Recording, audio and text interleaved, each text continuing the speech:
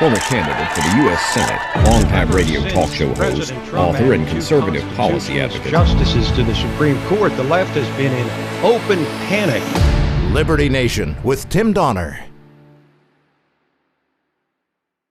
Spoiler alert, we're not going to talk about impeachment nonstop on this week's show.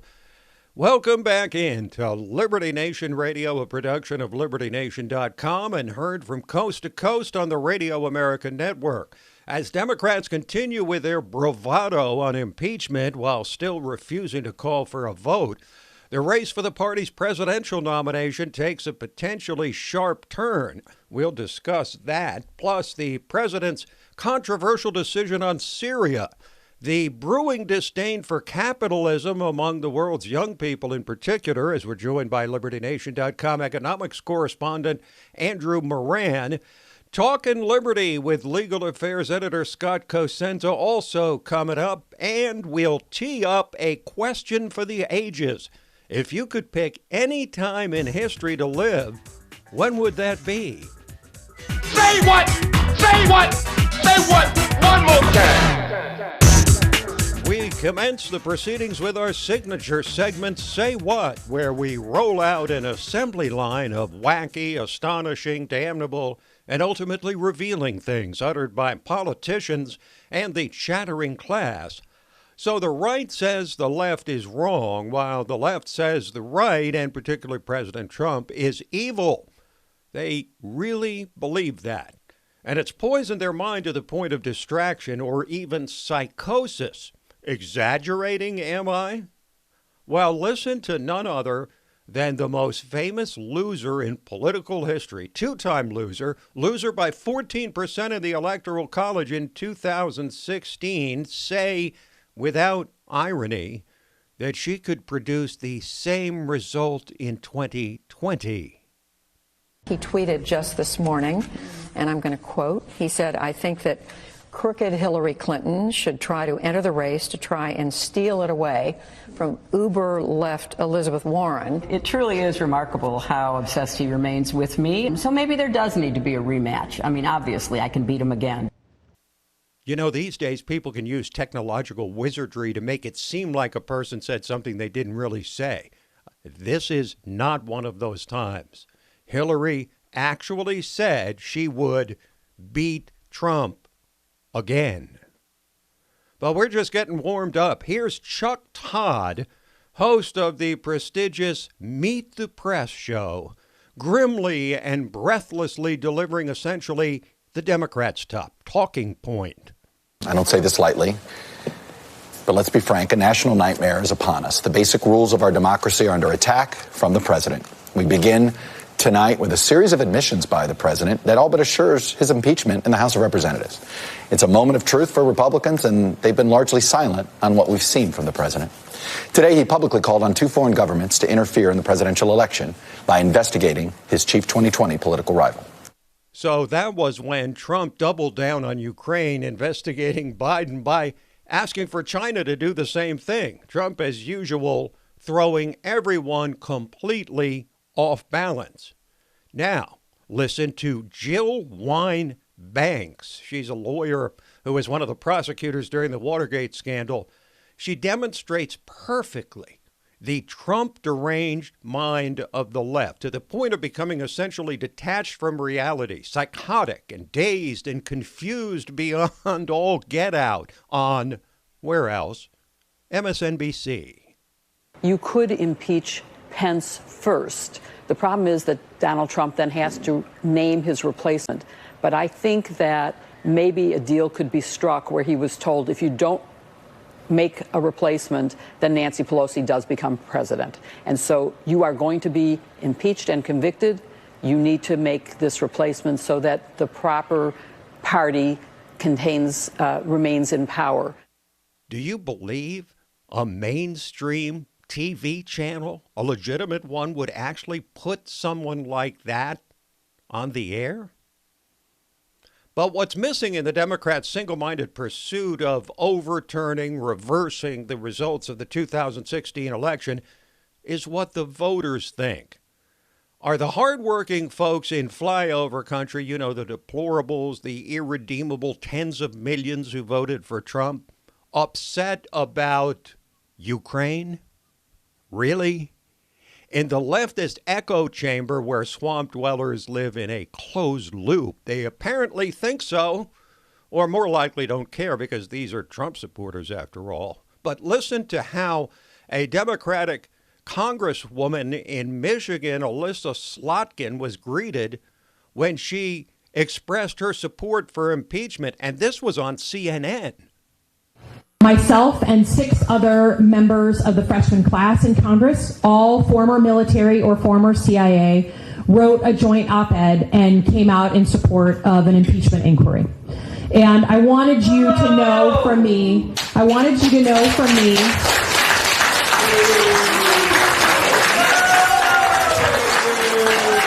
when you fell off the cliff for me was when you joined the coup against our president. What's the rush with the impeachment? I mean, impeachment is a serious thing.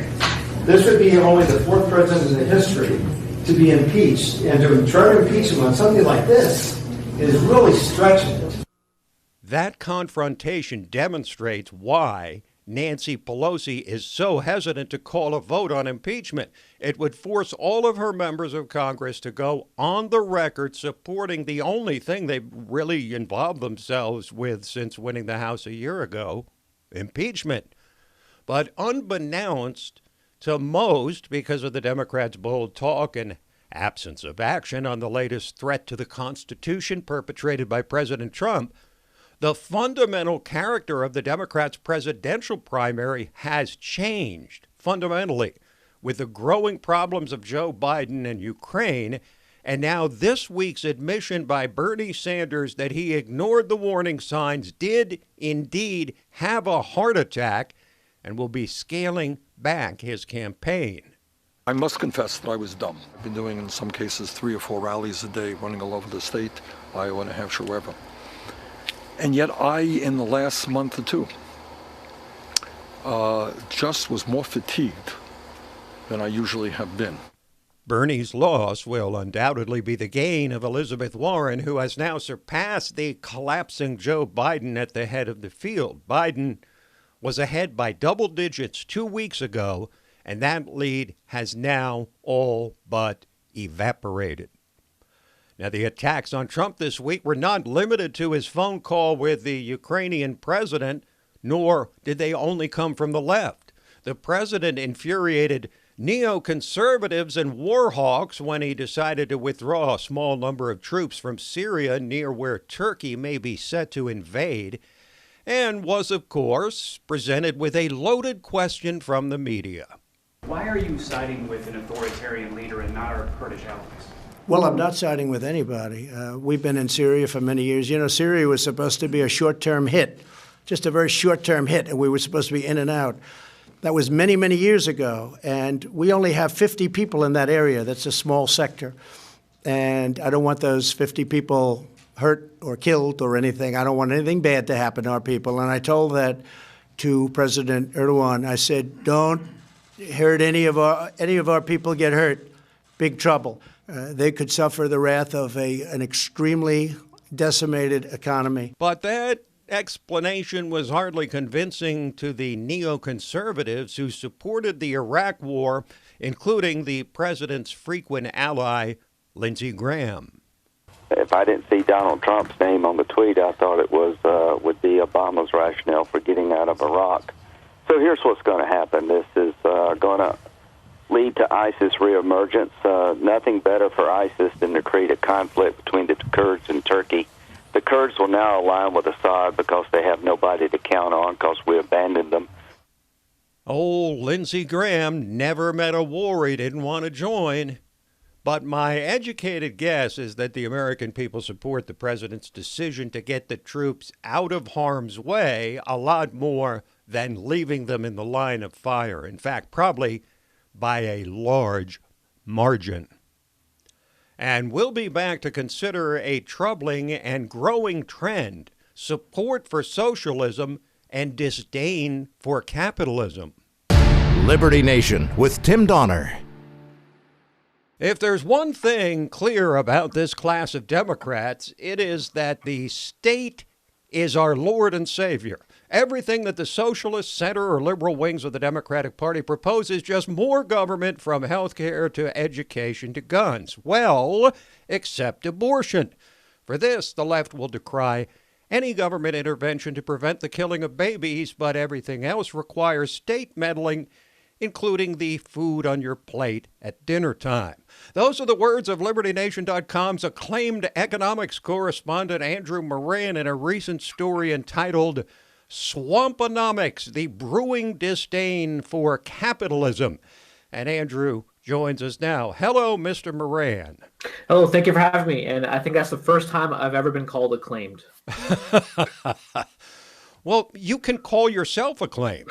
I mean, you can self-proclaim that you are acclaimed. But before we get into the tangled web here, let me start by playing devil's advocate a bit. Okay. Everything you say there is true, but don't older generations always decry the idealism and naivete of the next generation? Haven't young people always tended to default to liberalism before they've lived for a while? Well, I would say you are correct, but in this day and age of social media, the problem with today's youth is that they're not exposed to any new ideas. It's just, which is counterintuitive because the internet is full of information. They're being coddled by colleges and universities, and you see how apoplectic administrations and groups like Antifa are if there happens to be someone who doesn't adhere to the, if I may quote Tom Woods, 3x5 card of allowable opinion. Right. And what's worse is that they're part of the digital echo chambers. They just pat each other on the back for repeating each other and virtue signaling. I was reading something the other day, and it found that progressives are the least likely able to recite the positions of conservatives or libertarians. But on the other hand, conservatives and libertarians are able to recite the positions of progressives. This suggests that the right and libertarians are perhaps more interested in exploring ideas, not just regurgitating what some socialist professor wearing pads and his blazer elbows would say. Now, the climate change, it seems to, I've heard the view that climate change has become, the alarmism on it has become so extreme because this generation, the millennials, want to have their own World War II. They want to have their own twilight struggle against the darkness, and they feel that climate change is that struggle. Everyone wants to be a victim. Do you see that as part of the sort of raison d'etre of this climate change catastrophe movement? Well, yeah, because like as you said, everybody wants to be a victim. There's a lot of currency to have victimhood, and you see that in the Green New Deal, for instance. It's under the guise of climate change, but what it's really all about is it's free money, it's government jobs, it's free tuition. So the climate change is apparently the justification for all of these goodies. When you don't have to work for it, you just legislate your generation to wealth. Yeah, it's a lot more than just windmills and solar panels. Yeah, exactly. The Green New Deal. Now, let's try to put this in some historical perspective, though. How would you compare the collectivist socialist threat today to the days when the Soviet Union was one of the two world superpowers? Well, if I may pull a Ronald Reagan joke here, there's a commissar who is visiting a Soviet potato farm at the foot of God. And the party official asks a farmer how things are going. And the farmer replies that the harvest is so bountiful that the potatoes have reached the foot of God if piled on top of one another.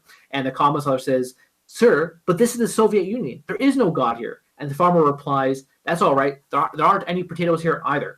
So, this idea that, so when it comes to the Soviet Union as a superpower, I wouldn't say it's so much economically. It's a superpower because it had such incredible influence in the region, politically and militarily. But the nation itself was not doing well. If you look at all the historical accounts, you have bread lines, you had food shortages, the 5-year plans were always failing. A superpower should not have to rely on the Sears catalog to determine what prices for goods and services need to be, which is what the Goals plan did. Actually had to look through the United States Sears catalog and see how much it was for a desk or how much it was for a hat. Now, Andrew, we hear constantly about the growing economy of China and how they've become America's chief competitor in the world. To what extent do you believe that the American people, particularly millennials, are aware that China is, at bottom, a communist country.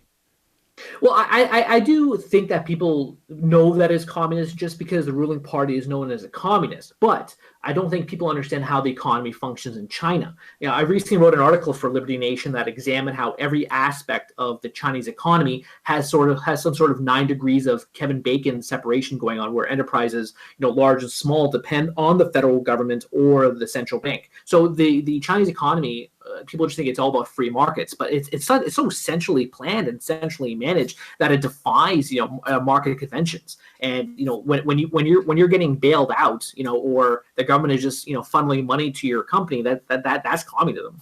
That's government ownership of your company, even if it's not it says owned by Beijing.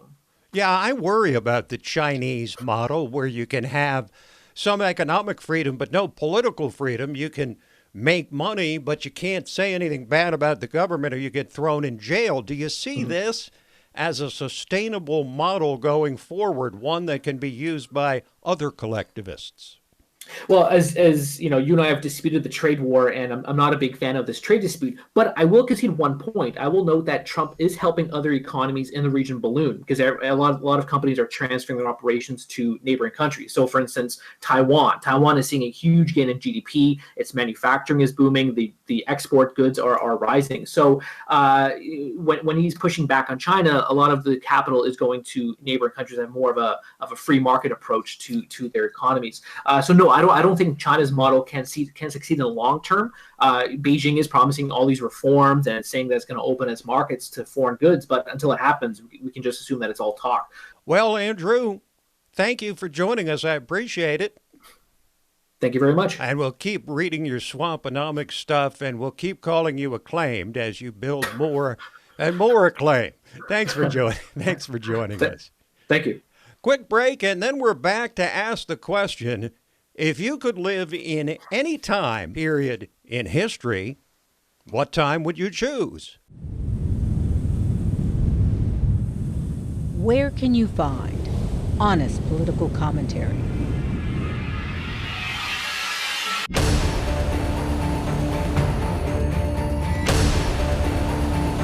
With sobering analysis. Even the most trusting among us may find a company's latest plans deeply intrusive.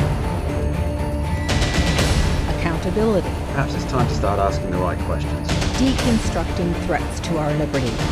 Unparalleled insight into important stuff. And boldly reporting the truth. Truth is making a comeback. Well, hello again, and welcome to Election 2020 Roundtable. Uprising podcast of LibertyNation.com. Abortion is functionally sexist.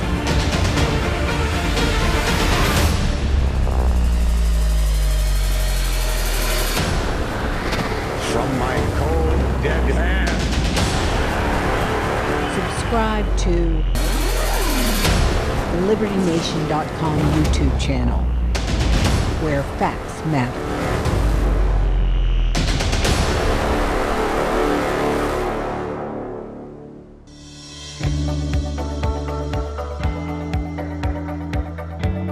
Click on youtube.com/LibertyNation. Liberty Nation with Tim Donner. It was the best of times. It was the worst of times. Charles Dickens wrote that most famous line in his iconic book, A Tale of Two Cities. Now, I was at a meeting recently when a most compelling question was asked. You've probably heard it before. If you were given your choice of any age to live in, any time period in history, when would you choose to live? So what say we stop for a moment amid the political chaos and insanity surrounding us and ask a question that's at once both simple and complicated. When would you choose to live? It's certainly thought-provoking. Are we living in the best of times or the worst of times or somewhere in between? Now, some of the people in the room who were asked that question of what period of history they choose to live in, many said the 18th century, when the founders did their thing and the American Revolution reshaped the world. A lot of them said the late 19th or early 20th century when America came to lead the world, or the 1950s when America had saved the world from Hitler and established superpower status, or the early 60s with the rise of JFK, or the 80s with the rise of Reagan. But I wonder how many people actually catch the full meaning and context of the age they're living in while they're actually living through it. That's a hard thing to do. But in the here and now, we're in the midst of an internet revolution which has forever changed the world, but also produced a time fraught with peril as the forces of collectivism thought to be vanquished at the tail end of the 20th and bloodiest century of all rise again. But think about what this internet has meant to your life and mine. You can sit in your room, not even move, and talk with people anywhere in the world for free and have it sound like they're right next door. You can buy any product in the world and have it delivered to your doorstep, sometimes even now the same day. You can access on demand more information than there is in all the libraries of the world and get a Kindle to access virtually every book ever written. You can get Netflix or Prime Video or Hulu and watch every movie ever produced, every TV show. This means people who are sick or disabled or housebound or just lazy can keep their minds sharp and engaged to a degree never thought possible just 20, 30 years ago. So much of life, maybe 3/4 of it, is doing things you need to do, work, make money, commute, clean the kitchen, clean the house, sleep, so you can spend the remainder of your time, maybe 1/4 of it, doing the things you want to do. And technology makes the things you have to do far more bearable. No more even having to get out of bed to set the alarm in your home or turn down the temperature or monitor where your kids are or your dog is. The things you can do from playing music in one room or several rooms, to getting the lights to turn on when you're away so you can feel more safe, to printing a document right from your smartphone, to recording your weight and body mass index, to checking on the efficiency of your REM sleep, or checking on whether your kid broke the speed limit when he was driving last time. All of these things you can do simply by looking at a screen and pressing on it 2 or 3 times. It means you can get a full range of medical information, check on drug interactions, make hotel and plane reservations, check out product reviews from people who bought what you're interested in buying. The list of things you can do with 21st century technology is, if you just stop for a moment and consider it, remarkable. You can educate yourself quickly and thoroughly on almost any subject because the world's entire storehouse of information is right there at your fingertips. You can raise money for your favorite project or cause with a GoFundMe campaign. Hell, I can tinker with the plan, listen to, even edit the sound bites for this radio show and be productive while I'm getting my hair cut. The technological world we live in is something we not long ago thought a mere fantasy. The stuff we saw on the Jetsons growing up, for those of us of the age, space age stuff that was never really going to happen. But the cultural and political consequences of the internet are also deeply problematic. The old saying that a lie travels halfway around the world before the truth puts its shoes on has reached its fulfillment in a completely interconnected world. Call someone a racist on social media and that person's tagged forever. Say something indiscreet and you can instantly face the wrath of millions of people who would never respond to you publicly but willingly use the internet's veil of anonymity to torch people indiscriminately. How many young people face depression when they look at Facebook or Instagram and see the wonderful lives of everyone else who's making it seem like their lives are perfect when in fact they're often a wreck? Posturing has taken on an entirely new meaning with the advent of social media. Groupthink is now more possible than ever. Send out a tweet with a hashtag and you too can become a star or a villain. Doesn't much matter whether what you're putting out there is true or not. And 140 word limits mean we've become more superficial than ever. Revolutions can be launched by social media, as in the Arab Spring. Remember that? Which turned into the Arab Winter of Discontent. And social media undoubtedly rewards the worst instincts of the cowardly and the depraved and the hate mongers. The internet has changed the world, made it possible to do things we never thought possible, and also for everyone and everything to be outed around the globe in the twinkling of an eye. There's a tendency for each succeeding age to cling to the golden era of their childhood, whatever era that might be, and to repeat the things our parents said that we swore we would never say. Sentences starting with things like, back in my day, or these kids today are so spoiled and jaded. You know, humans are prone to do what Simon and Garfunkel so eloquently sang about in their song, The Boxer. People hear what they want to hear and disregard the rest. So, are these the best of times or the worst of times? A case could be made for either. But as for me, for what it's worth, despite the growing horrors of social media and memes and hashtags and an internet dripping with fake news, and despite my own personal fantasy of growing up in the 1920s or 1940s, I'll take living today over any other time I can think of. How about you? How about a quick break? And then we'll be back with Talkin' Liberty. Liberty Nation with Tim Donner. And now we welcome you into the portion of Liberty Nation Radio, which we entitled Talkin' Liberty, as we welcome back in our regular contributor, constitutional lawyer and LibertyNation.com legal affairs editor, Scott Cosenza. Hello, Scott. Hi, Tim.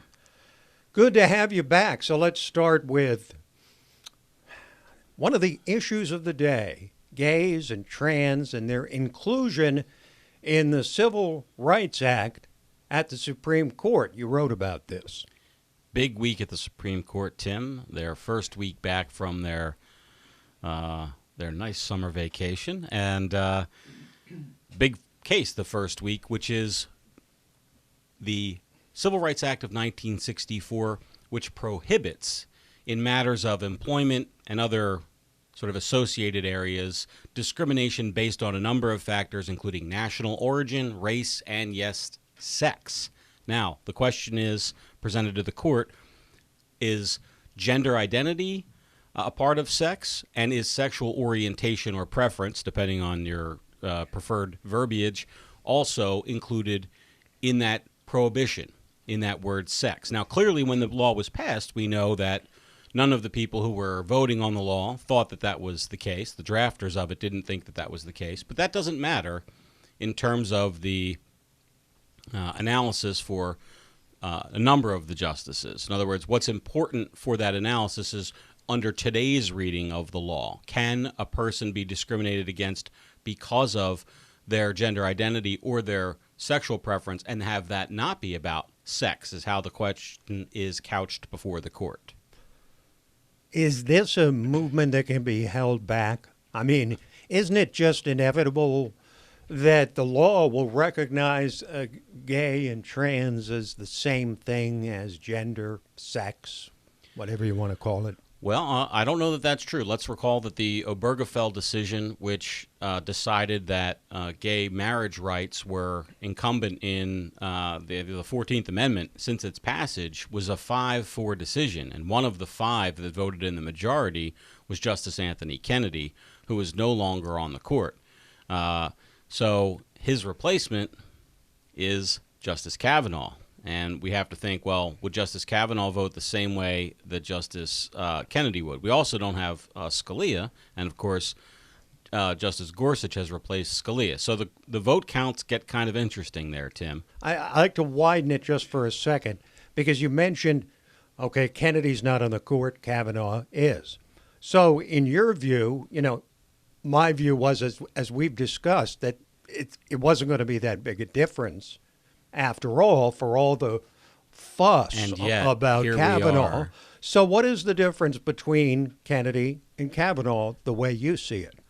Well, Justice Kennedy was seen by those of us sort of paint with broad brushes, I think, for the ideologies of these justices was he was best described, I heard, as a California Republican, okay? That's sort of libertarian light, I guess, sort of easy hand when it comes to government. But the inclusion of a sort of this kind of right for again, the California word there becomes important because, of course, them leading the pack in terms of recognition in both legal and just societal ways, LGBT people, that well, maybe that argues for Kennedy is going to be more liberal on this issue than Justice Kavanaugh. I know that Justice Kavanaugh is a Catholic and has closely identified with that religion, which has prohibitions against basically LGBT behavior and identity even, and so that may bear a strong part to play. I can tell you that outside of any cultural concerns, just legally, I think there's great cause to be made for not including these classifications in that law. I think that it makes sound policy and sense to not kind of reverse engineer laws to mean later on what I think wish they might mean, or what some people would wish they might mean, and rather if that's where society is and this is a right they want to confer and convey, then that should just be done by passing. We don't have to add one sentence to the Civil Rights Act of 1964, which is to say expressions of gender identity and same-sex preference or orientation are now included on this list. That's the sentence that needs to be added, and then it would be done, there would be no interpretation issues about it. Right. But instead, and I'll just, Justice Scalia often talked about it was not a good move for society to have all of our rules be decided by one or two people at the Supreme Court that are lifetime appointments that can't even express themselves when they're being appointed. And that's sort of and where they're we're headed usually with this. swing votes for justices who have no discernible judicial philosophy that they apply. That's why they're in the middle. That's why they're the swing vote. And yet someone like Kennedy or O'Connor serve as a swing vote for the entire nation. Let's send it up to Washington and see what Sandra Day O'Connor thinks. That's right. Pretty much. All right, let's move on to the FBI misusing surveillance data, spying on its own, according to a FISA ruling. Tim, we just got a report released October 8 about an incident that happened October of 2018. And it details, this is from the Office of the Director of Intelligence, the United States Foreign Intelligence Surveillance Court, found that FBI employees acted inappropriately with their FISA data, the searches that they made, how they made them, and the record keeping that they used. So again, this is that search warrant process where it's supposed to be for foreign intelligence sources. It's not supposed to be for FBI agents to look up their neighbors and eavesdrop on their conversations or their spouses or former spouses, or even, Tim, FBI contractors who are not subject to FISA monitoring. And yet that's what was used here. That's the case. And dare I say, I don't see anybody being criminally charged or going to jail or being fired over it. But there we have it. Don't you think the ultimate disposition of this whole whistleblower issue, where this whistleblower, now there's a second whistleblower, speaks to that very issue that you just discussed? Well, I reject the notion that anybody's a whistleblower, first of all. I'm just using the popular phrase because I agree with you. He's a deep state operative. But I'm just doing this for people that haven't drawn the distinction. Even if they're not a deep state operative, and I'm open to the possibility that that's true, this is not a whistleblowing situation. Remote. We have somebody who, it can't be described, I think, in one word like whistleblower, but that's not what a whistleblower is. Well, it's best description I've heard is a deep state operative using the whistleblower law to his advantage. There's some kind of activist whistleblower, if in fact they are a whistleblower. Well, they went to Adam Schiff first. Is there any political motive? We report. You make up your own mind. On to California, where the governor has signed a bevy of bills on an issue that is quite current, Scott. Criminal justice reform is something that's hot, really. It's maybe the only issue that Democrats and Republicans have met with some common ground. Yeah, there's been some common ground there. There's some sort of areas where you'd think a Democrat would be more enthused and they're less, and vice versa. But by and large, there has been some common ground. I don't know if any is needed, though, in California, Tim, where we're talking about today. There were a number of bills that I think are particularly interesting. Number one, we have a prohibition on the use of body camera with biometric surveillance tech, Right. The face recognition stuff for 3 years, but then has a sunset, which I think is a very added bonus to many laws which are passed. They'll pass a bill like this and then not knowing what the future holds, of course. And then It's always dangerous when members of any legislature can pass a bill that carries so far out that the people that passed it will never be around to be held accountable for what they passed 10 or 15 years before. And not only that, with technology especially, we know that even the best technologists can't predict where things are going in 3 years, much less the elected representatives of the people of California. So that's a big one. There were like 25, I think, criminal justice bills. Sort of some highlights here. In addition to the facial recognition, one is the elimination of a sentencing enhancement, where if somebody had been in prison or jail previously, they were eligible for an additional year added to a term of incarceration for a new crime. Right. And, of course, then you're sentencing people differently who may have committed the same crime based on previous experience. So that's a positive. And having paid their debt to society, Yes, presumably. Sir. Exactly. So was that debt paid or not, right? That's the well, it's marked paid. Right. Once you've paid your debt, it's marked paid, and that's what this legislation does away. In part. So that was good. Another one I thought was a fascinating law that I didn't even when I read about its removal is when I learned about it, which is a California law, Tim, that mandates judges impose 180 days of jail time prior to probation for possession of drugs like cocaine in its many forms and heroin. And so it's kind of interesting where even a person who has no previous record of any kind couldn't avoid that 180-day sentence if they were going to get probation, which is kind of an interesting requirement that a person do 180 days in jail for one of those possession charges. So we're seeing a dialing back of the drug war in that area. Thank you, Scott. Thanks, Tim. This program, Liberty Nation Radio and LibertyNation.com's own podcasts, The Uprising, hosted by Scott, and The Rabbit Hole, Politics and Prose, where past is prologue, all available to you on demand at LibertyNation.com. So that is it for this week, but we'll be back at you next week. Same time, same station. Till then, this is Tim Donner saying, stand up for liberty. And we'll see you next time on Liberty Nation Radio.